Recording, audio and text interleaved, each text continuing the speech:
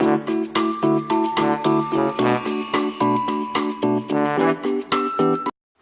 dear students, now let's see the third method, that is diagonal method.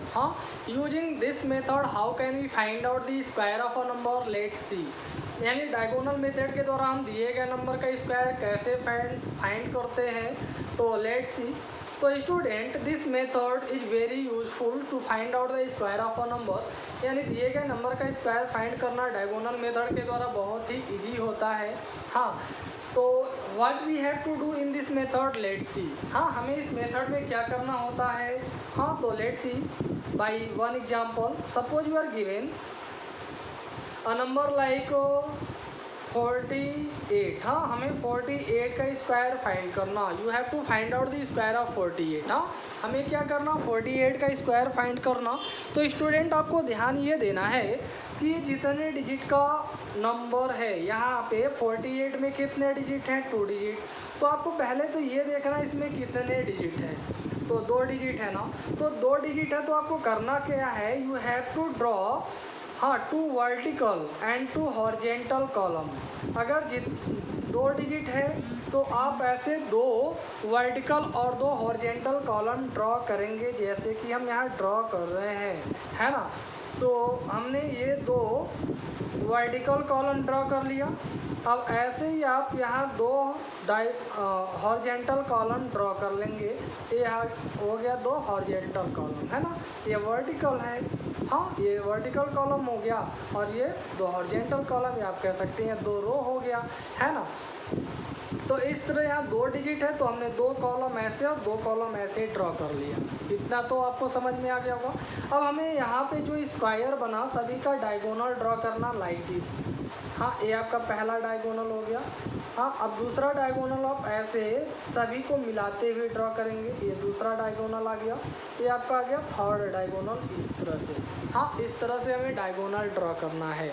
तो I hope you have understood. इतना तो आपको समझ में आ गया होगा. वेल, अब हमें क्या करना है, यहाँ पे जो नंबर दिया है ना 48 है, तो पहले कॉलम पे आप पहला डिजिट यानी 4 लिखेंगे और दूसरे कॉलम पे आप दूसरा डिजिट यानी 8 लिख देंगे. 48 यहाँ लिख दिए. अब ऐसे ही आप यहाँ पहले कॉलम पे 4 लिखिए, यहाँ दूसरे पे 8 यानी 48 यहाँ भी आ गया. तो आप ये नंबर यहाँ भी लिख सकते हैं, यहाँ भी लिख सकते हैं. दोनों में से किसी भी साइड लिख सकते हैं, दोनों आपका करेक्ट है ना. तो हमने इसे लिख दिया ऐसे. अब आपको क्या करना, हाँ, अब यहाँ देखिए पहला नंबर आपका क्या है 4. तो इस 4 का मल्टीप्लाई आप दोनों में करके यहाँ और यहाँ नंबर आप जो भी आएगा सो लिखेंगे. तो 4 का मल्टीप्लाई अगर हम 8 में करेंगे तो 4 8 या कितना होता है 32.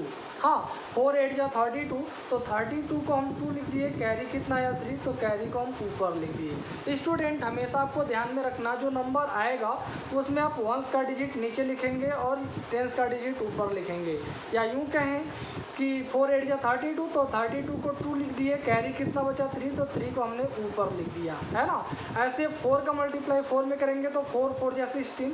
16 को हमने यहाँ 6 लिख दिया. कैरी बचा 1, तो यहाँ पे 1 कैरी आ गया. हाँ, तो I hope you are understanding well. Now let's see. अब यहाँ 8 है तो 8 का मल्टीप्लाई ऐसे दोनों में करेंगे जैसे आपने 4 से किया था. तो 8 का मल्टीप्लाई 8 में करेंगे तो 8 8 या 64. 64 को हमने लिख दिया 4. कैरी कितना आया 6, तो यहाँ कैरी 6 आ गया. और 8 4 या 32. 32 को क्या लिख देंगे 2 और कैरी कितना आया 3, तो यहाँ पे कैरी 3 आ गया. तो I hope you have understood. So for इतना आपको समझ में आ गया होगा. हाँ, अब हमें क्या करना, ये हमने मल्टीप्लाई कर लिया तो अब आपको ऐसे डायगोनल वाइज सभी को ऐड करना है. ये यहाँ ऐड होगा, ये यहाँ ऐड होगा, ये डायगोनल वाइज यहाँ ऐड होगा, ये डायगोनल वाइज यहाँ ऐड हो जाएगा. तो स्टूडेंट ये डायगोनल वाइज ऐड हो रहा है ना, तो इसीलिए हम इसको बोलते हैं डायगोनल मेथड. हाँ, डायगोनल मेथड हम बोलते हैं. तो लेट्स यहाँ पे केवल 4 है. ये बाहर वाले नंबर को आपको नहीं ऐड करना, ये बस मल्टीप्लाई करने के लिए था. अब आपको अंदर ही ऐड कर लेना है. तो यहाँ सिर्फ 4 है तो यहाँ 4 लिख देंगे. यहाँ दिया 2 6 2, तो ऐड कर लिए. 2 में 6 ऐड करेंगे 8, 8 में 2 ऐड कर लेंगे 10, तो यहाँ पे लिख देंगे 10, है ना. अब यहाँ पे 3 है 6 है 3 है, ऐड कर लेंगे 3 और 6 9. 9 में 3 ऐड कर लेंगे तो कितना आएगा 12, तो हमने यहाँ लिख दिया 12। हाँ, और यहाँ 1 है तो आप यहाँ लिख देंगे 1। तो आई होप इतना आपको समझ में आ गया होगा। हाँ, डायगोनल वाइज हम सभी को ऐड कर लिए, यानी जो इस स्क्वायर में यानी अंदर जो नंबर आया उसे हमने डायगोनल वाइज ऐड कर लिया। इतना तो आपको समझ में आ गया, गुड। अब आपको यहाँ लास्ट से जहाँ से आप ऐड करना स्टार्ट किए हैं बस इधर से ही हमेशा ये ध्यान में रखना, ऐड आपको यहीं से करते जाना। वैसे आप ऐड इधर से भी कर सकते हैं, कोई फ़र्क नहीं पड़ेगा, बट आप इधर से स्टार्ट करिए। तो यहाँ हमने जैसे ऐड किया वैसे ही अब आपको क्या करना, बाहर जो नंबर है इसमें अगर 2 डिजिट का आ रहा नंबर तो आप यूनिट का डिजिट छोड़ देंगे, जैसा कि हम आपको कॉलम मेथड में बताए थे। हाँ, यहाँ यूनिट का डिजिट आप छोड़ दीजिए तो एक ही अंक है। हाँ, तो यूनिट डिजिट हमने छोड़ दिया, बचा कुछ नहीं, तो यहाँ कुछ भी ऐड नहीं होगा। तो यहाँ पे अब देखिए यहाँ से यूनिट डिजिट छोड़ देंगे, बचा 1, तो 1 को आगे यहाँ ऐड कर लेंगे। तो 2 में 1 ऐड कर लेंगे 3 और यहाँ आ गया 1। तो अब यहाँ जो नंबर आया यहाँ से भी आपको यूनिट डिजिट यानी वंस का डिजिट छोड़ देना है, बाकी जो बचेगा आप यहाँ ऐड कर लेंगे। 1 बच रहा है तो 1 आप यहाँ ऐड कर लीजिए, तो कितना आ गया 2 आ गया, है ना। तो अब इतना करने के बाद यहाँ जो लास्ट में आप ऐड किए वो पूरा नंबर आप लेंगे। तो इस तरह से 48 का जो स्क्वायर होगा ना, स्क्वायर ऑफ 48, हाँ क्या आ जाएगा, यहाँ पे पूरा आपको नंबर लेना 2, यहाँ 2 लिख देंगे। यहाँ पे जो आपने डिजिट छोड़ रखा है, यूनिट का डिजिट आपने छोड़ा था ना, तो यहाँ यूनिट का डिजिट 3 है, 3 लिख देंगे। यहाँ 0 है, 0 लिख देंगे। यहाँ 4 है तो 4 लिख देंगे। तो इस तरह से आ गया 2304, that is the square of 48। ये 48 का स्क्वायर आ गया।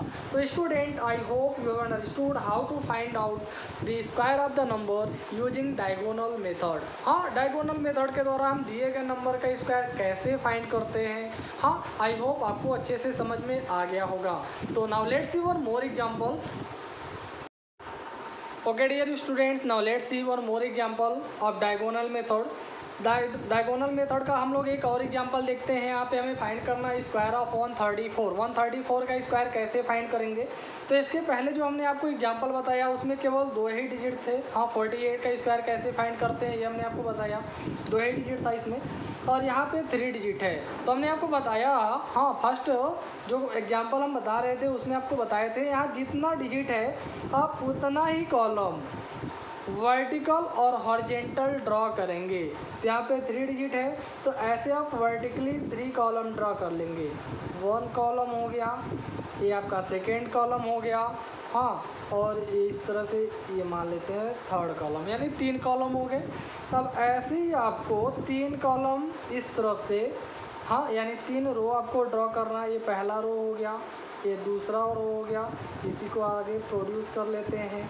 ये आपका आ गया तीसरा रो, यानी वर्ड हॉरिजेंटली आपका तीसरा कॉलम आ गया, है ना।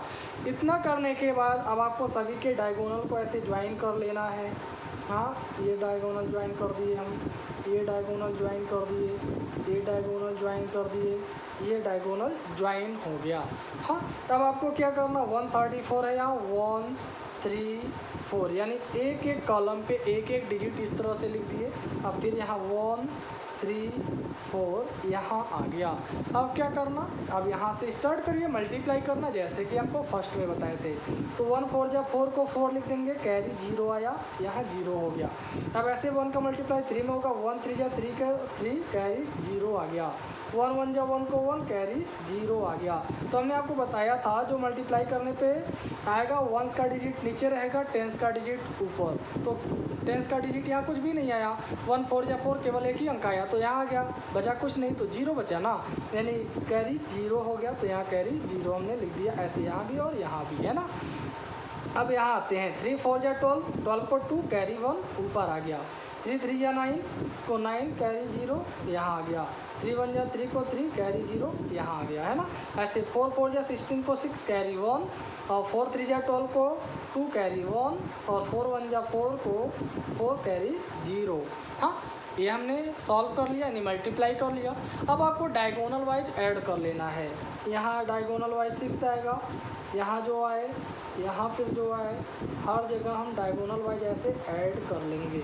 हाँ, तो यहाँ पे 6 आ गया, 2 में 1 ऐड करेंगे 3, 3 में 2 ऐड कर लेंगे 5, ये 5 हो गया। 4 में 1 ऐड कर लेंगे 5, 5 में 9 ऐड कर लेंगे 14, 14 में 1 ऐड करेंगे 15, 15 में 4 ऐड करेंगे तो 19, तो इस तरह से यहाँ आ गया 19, है ना। 19 और 0 में 3 ऐड करेंगे 3, फिर 0 ऐड करेंगे 3, फिर 3 ऐड कर लेंगे तो 6, 0 ऐड करेंगे 6, यानी 6 आ गया। यहाँ 0 1 0 ऐड होगा तो 1 आएगा, यहाँ 0 है तो यहाँ एज इट इज आप 0 लिख देंगे। हाँ, तो स्टूडेंट आई होप इतना आपको समझ में आ गया होगा। हमने डायगोनल वाइज सभी को ऐड कर लिया। अब क्या करना, यहाँ से स्टार्ट करेंगे हम, यहाँ वंस का डिजिट छोड़ देंगे, यहाँ वंस का डिजिट छोड़ देंगे, कोई अंक नहीं बच रहा आगे ऐड करने के लिए, तो बस ऐसे ही रहने देंगे। यहाँ वंस का डिजिट 9 छोड़ दिया, 1 बचा तो 1 यहाँ ऐड कर लेंगे, तो 1 में 6 ऐड कर लेंगे, 7 यहाँ आ गया।